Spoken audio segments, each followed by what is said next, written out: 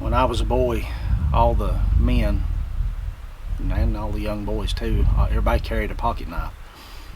It was like a rite of passage.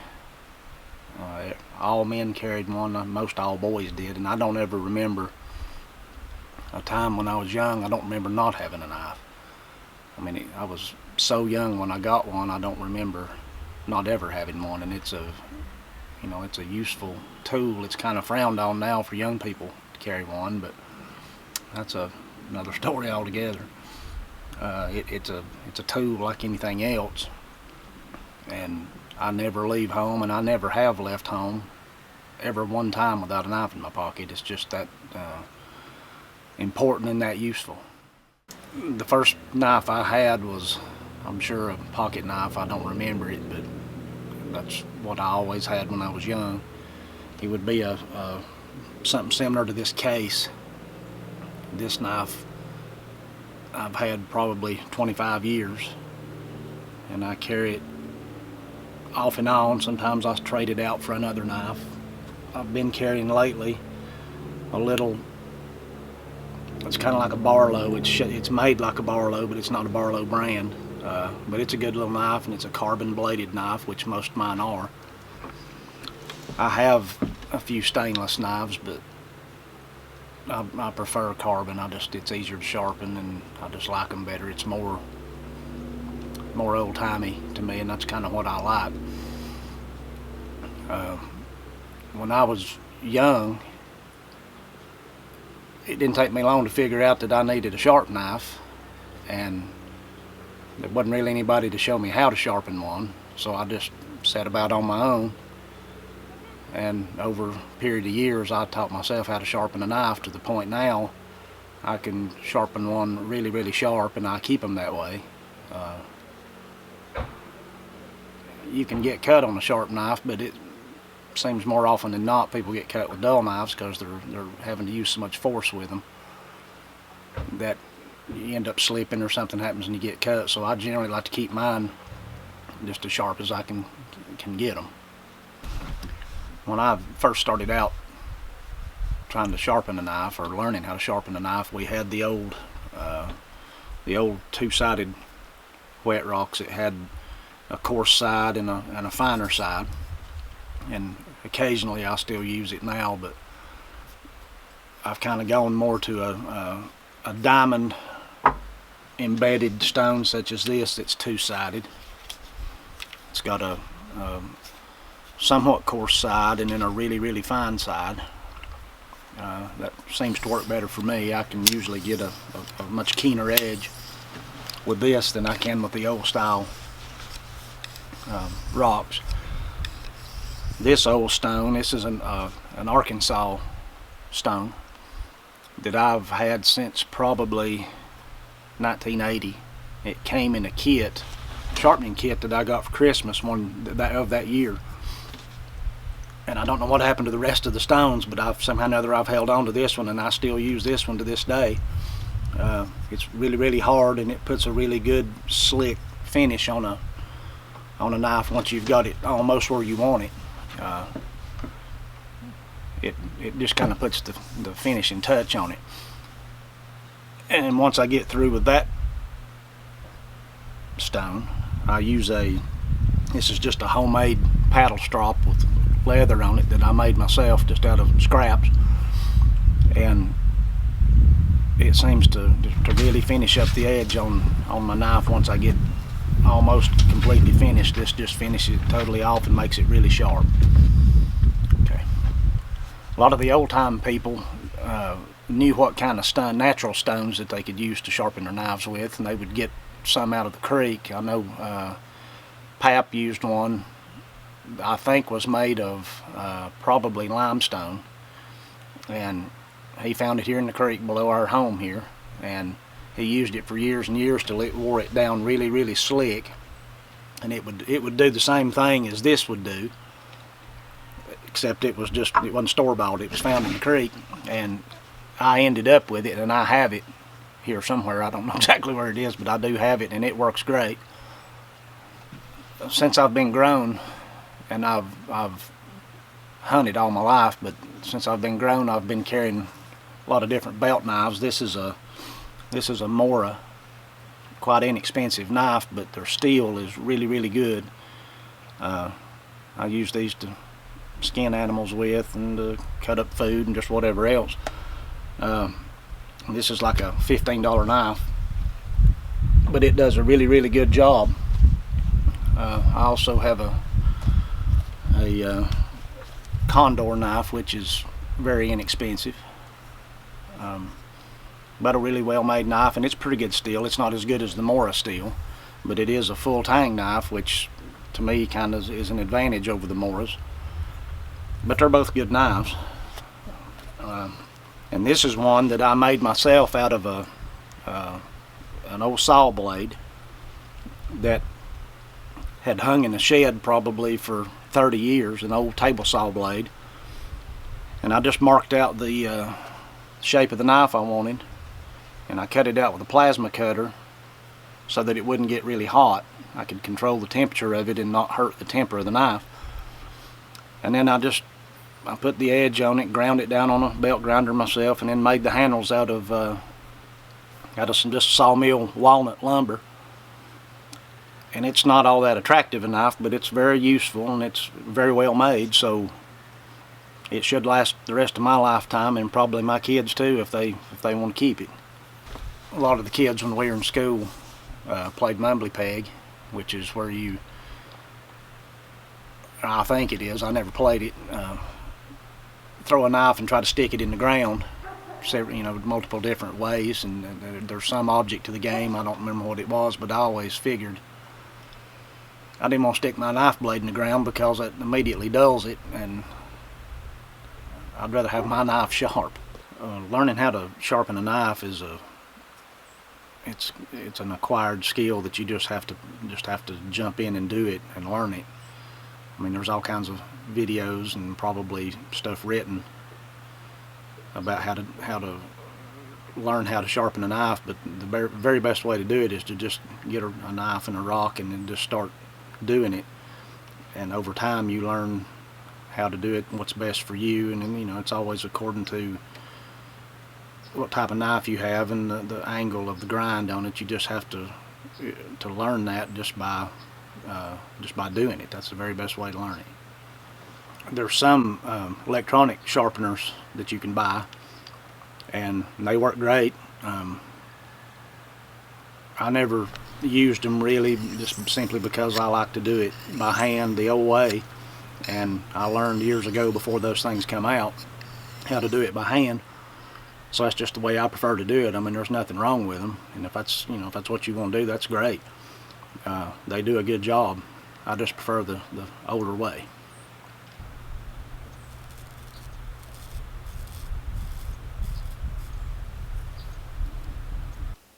Back when Matt and I were first married, or maybe we were just dating, I can't remember, but he bought me a little pocket knife that I could carry around with me, a little Boker. I've had it all this time. I carry it in my pocketbook. I've always carried it all these years.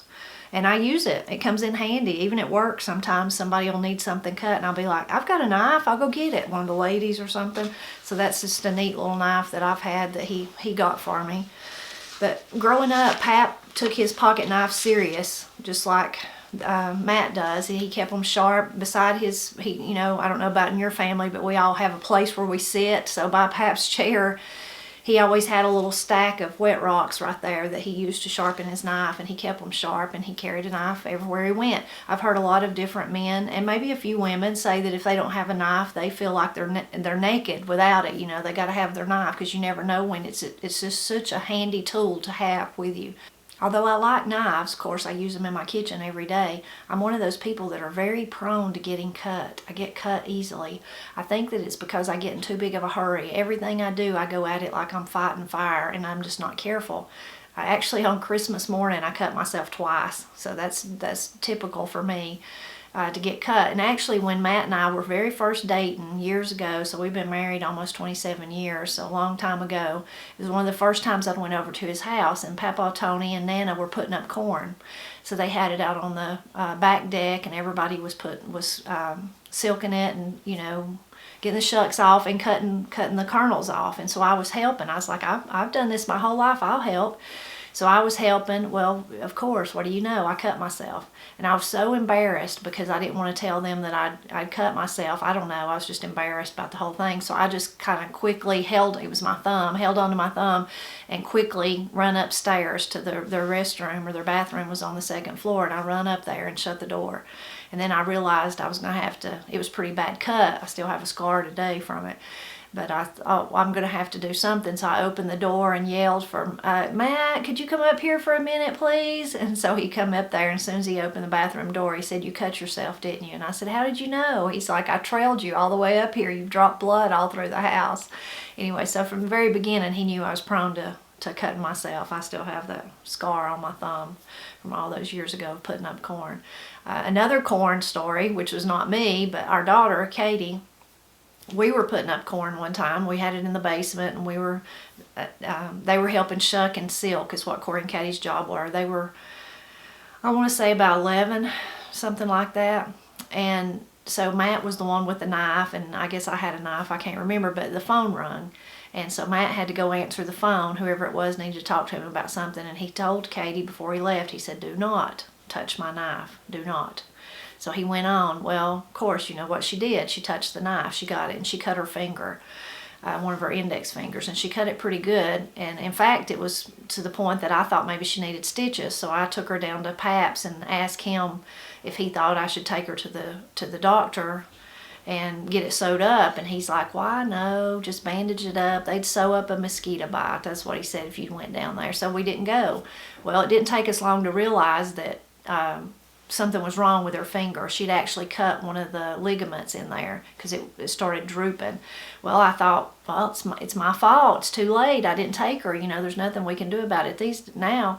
And so it's probably, I don't know, it's probably a good 6 months or 7 months later, and she was at the doctor for something else, and her doctor noticed that finger, and I explained it to him and said, and I didn't take her, you know, it's my fault, but I guess she cut something important in there. He's like, well, no, actually, it's not too late. We could still send her to a surgeon and see if they could repair it. So we went through that whole thing, and they did repair it. She got a lot more use out of it. It's still kind of crooked. If you ever see her play the fiddle or anything, you might notice it. But she got more use out of it than she had prior to the surgery. But still, she learned not to touch knives. But she was just a kid. You know how we all do things like that when we're kids. But I just hated it that it really did damage her finger. When Pap was building his and Granny's house, he did pretty much all the work himself. That was in the days before you needed a licensed contractor or a licensed plumber or whatever. So he did the plumbing and the electricity and the sheetrock and the framing. He pretty much did it all. He had friends who helped him along the way, for sure, though. But he told us the story of the day that he was sheetrocking one of the back bedrooms. Turned out to be Paul and Steve's bedroom after we moved in. But he had a case knife like the one that Matt showed you, and he laid it down inside the wall, just out of the way of the floor, and then he forgot about it. So he sheetrocked over it, and then he got to thinking about where was his knife. He needed it, and then he realized he had just covered it up in the wall. Well, of course, he could have took the sheetrock back off and got it right then, but I don't know. Maybe he was tired that day. Maybe he just didn't want to fool with it. Maybe he'd had it with sheetrock and was done with that job, but for whatever reason, he decided he just left it. So he always told us the story that somewhere along that wall inside the sheetrock, there's a case knife that was his. So if anybody ever tore into it, we'd know to look for it. And none of us have. It's still there, but it's just a story that we tell, and we're always like, someday we'll get that knife, but nobody ever has. But it reminds me of that TV show, If Walls Could Talk. I think there might be another one, but when they find all those interesting things inside walls and different places in houses, it always makes me think of Pap's knife somewhere hanging out back there in that bedroom for all these years. You know, we're just waiting on somebody to tear the sheetrock out and find it. There's a lot of folklore about knives in Appalachia. One piece is that whoever opens the knife, like if it's a pocket knife and you open it, whoever opens it must also shut it, or bad luck is sure to follow. You might notice this one sometimes if people are standing around kind of in a circle. Maybe somebody got a new knife and they're showing it off and they hand it over to someone and the blade's open. If you notice, they won't shut it before handing it back. They'll leave it open and let the person who opened it shut it. So that's an interesting one. Another one is if you're going to give somebody a knife, you should give them a penny, and then they can give the penny back to you, and it's like they're buying the knife from you instead of you're just gifting it. Because if you just gift the knife, it may cut your friendship.